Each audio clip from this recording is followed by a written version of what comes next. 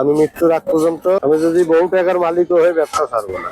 Kasundi, bit লবণ, সাথে কাঁচামরিচ দেই। এটা রাঙামাটি পাহাড়ি আনারস, 1000 টাকা। সুপ্রিয় দর্শক শ্রোতা, আজকে চলে আসছি আমাদের যশোর রেলওয়ে জংশনের সেই বিখ্যাত আনারস মাখা খেতে। মামা কেমন আছেন? আলহামদুলিল্লাহ ভালো। আমরা আসলাম আজকে আপনার আনারস খেতে। তো এই আনারস কত এমন এগুলো পিস?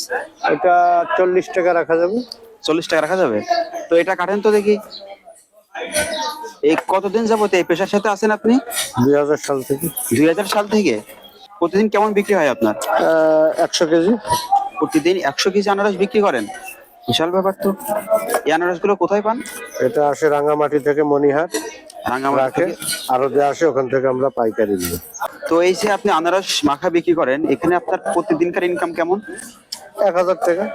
মানে সবকিছু খরচ টরচ বাদ দিয়ে থাকে।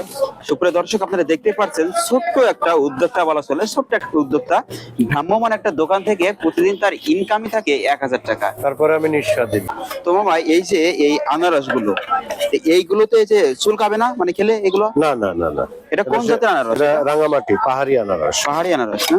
এগুলো রাঙামাটি পাহাড়ি। স্বাদ কেমন হবে? স্বাদ খুব টেস্টি এবং খুব মিষ্টি। তো আমাদের একটা চুলকায় হলো আপনার টাঙ্গাইলের মধুপুরের গুলো, ক্যালেন্ডার। মধুপুরের গুলো? ওটা আষাঢ় মাসে উঠে। ও আচ্ছা। তো এই আমাদের আনারস মাখাই দেন তো। ঝাল খাবেন? হ্যাঁ, ঝাল দিয়েন। যা যা আছে আপনার কাছে সবই দেবেন। তো আনারস মাখাতে টোটাল কি কি ব্যবহার করেন আপনি? কাসন্দি, হ্যাঁ, বিট লবণ, বিট লবণ। আর কেউ যদি বলে যে কাঁচামরিচ, সেই সাথে কাঁচামরিচ দেই। ও আচ্ছা। এই আর অন্য কিছু না। আপনি কখন থেকে এই যশোর রেল স্টেশনে আনারস মাখা বিক্রি করেন? 3টার থেকে।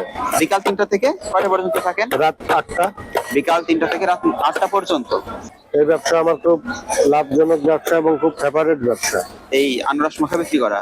আমি মৃত্যুর আগ পর্যন্ত আমি যদি বহু টাকার মালিক হয়ে ব্যবসা ছাড়বো না। মানে মৃত্যুর আগ পর্যন্ত যদি বহু টাকার মালিকও হয়ে যান, তারপরে এই বিজনেস করবেন না? না। মানে এই বিজনেসটা আপনার এত ভালো লেগেছে? হ্যাঁ, খুব মজার বিজনেস।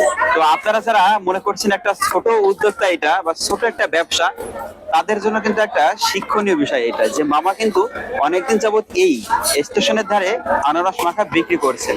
তো ইনার এখনো পর্যন্ত ইচ্ছা, যদি এটা থেকে উনি লাখ কোটি কোটিপতি হয়ে যায়, উনি কিন্তু এই বিজনেসটা চালিয়ে যেতে চান।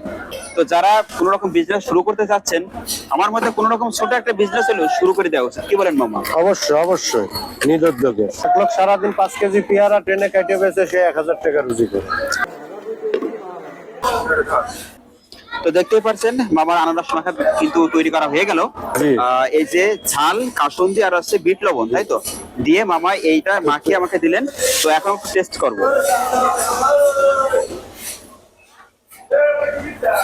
মামা, স্বাদ তো অস্থির স্বাদ হয়েছে। ইনশাআল্লাহ।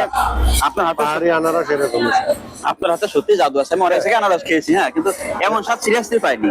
ঠিক আছে, এজন্য কিন্তু প্রতিদিন আপনার কাছে আসি আনারস খেতে। ইনশাআল্লাহ। মানে আপনার হাতে সত্যি জাদু আছে। কেননা এই যে সিম্পল একটা আনারস, ইনি যে এত সুন্দরভাবে মাখিয়ে এত সুন্দরভাবে স্বাদ দিলেন, এটা অতুলনীয়, সত্যি অতুলনীয়।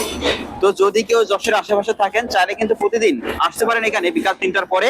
বিকাল 3টা থেকে রাত 8টা পর্যন্ত মামা আমাদের যশোর রেলওয়ে জংশনে কিন্তু থাকে। এই ঝুড়ি সাজিয়ে ঝুড়ি ভর্তি আনারস নিয়ে এখানে থাকেন।